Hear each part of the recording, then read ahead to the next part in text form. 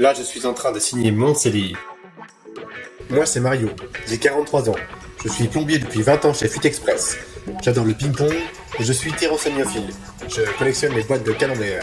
Bref, j'ai fait un AVC, un accident vasculaire cérébral, qui est un déficit neurologique soudain d'origine vasculaire causé par un infarctus ou une hémorragie au niveau du cerveau qui m'a causé une hémiplégie, côté gauche. J'ai repris le travail au bout de 6 mois, je me suis à nouveau arrêté, j'ai repris et à nouveau j'ai été arrêté. Si en plus vous rajoutez là-dessus mes problèmes de dos, je suis allé voir le médecin du travail qui m'a parlé de maintien dans l'emploi pour aménager mon poste et réduire la pénibilité. Le maintien n'était pas possible. Je revois le médecin du travail qui me parle de licenciement pour inaptitude et me parle des Cap Emploi 49. Mais qu'est-ce donc ? Mardi 14 janvier à 16h23, il faisait beau. Je reçois un appel. C'est l'assistante de Cap Emploi 49, Sokarina, qui m'appelle afin de programmer un rendez-vous. Le rendez-vous est programmé 9 jours plus tard, un jeudi. Elle me demande si je veux un rendez-vous en présentiel, en visio, en agence Pôle emploi, en permanence, à Cap Emploi. Et après, elle me demande de quel bassin d'emploi. Quelques jours plus tard, j'arrive à l'accueil de Cap Emploi 49. On me demande de patienter avant d'être reçu par une chargée de mission service aux personnes. Je dois mettre des gels hydroalcooliques, signer la fiche, attendre dans la salle d'attente. Violaine m'accompagne jusqu'à un bureau. On évoque mon parcours, mon handicap, on travaille sur mes envies, mes compétences, pour définir mon orientation et construire mon projet professionnel béton. Donc je sais bricoler, réparer la cafetière de Tata Simone. J'adore rendre service et je suis à l'écoute. Ah, Monique, la petite dame du 3e. J'adore être pilote de rallye, champion olympique, chanteur, testeur de jeux vidéo, éleveur de chèvres dans le Larzac. J'ai déjà fait plein de métiers et un stage en éco-pâturage pendant une action de remobilisation. Mon projet professionnel commence à s'éclaircir. Je souhaite devenir vendeur conseil dans un magasin de bricolage. Bon, c'est bien beau tout ça, mais ce handicap et cette période de chômage, je me suis un peu renfermé sur moi-même. Après en avoir parlé avec ma conseillère, elle me parle des ateliers de confiance en soi avec Synergie qui permettent de se rebooster. Après cette séance, et avoir travaillé sur moi, le moral est là. Ma conseillère, Violaine, me propose un atelier CV et lettres de motivation afin de me remettre à la page et de mieux parler de ma situation. Après quelques après-midi, je repars avec un CV tout neuf. C'est bien beau tout ça, mais maintenant il va falloir que je trouve un stage, histoire de confirmer mon projet professionnel et sa compatibilité avec mon handicap. Je trouve un employeur, Brico 3000, avec l'aide de ma conseillère pour 2 semaines. Ma conseillère fait valider le stage par son responsable, Romain. Le responsable donne le document pour traitement à Aurélie. Mon stage se passe très bien. Je me sens revivre. Je reprends confiance.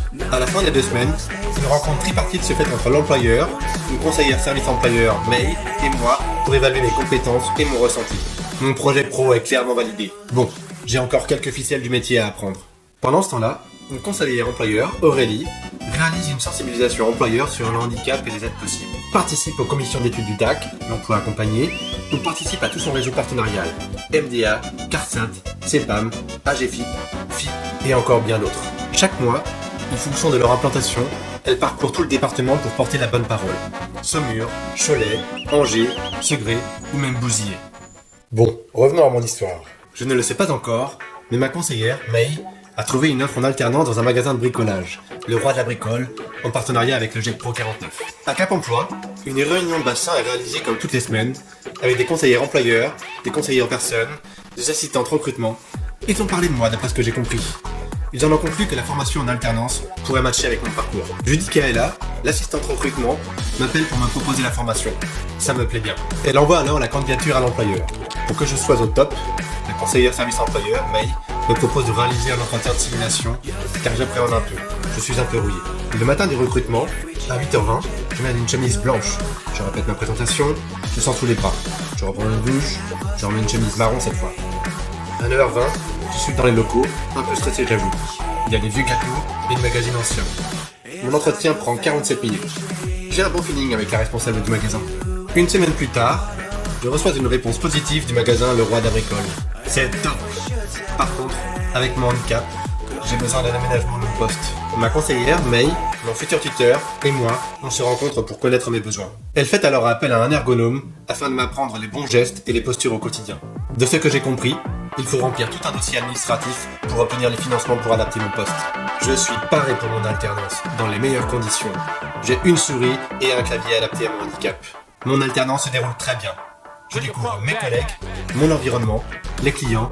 J'ai même retrouvé Monique, qui cherchait un nouveau tuyau de douche pour l'évier de sa cuisine.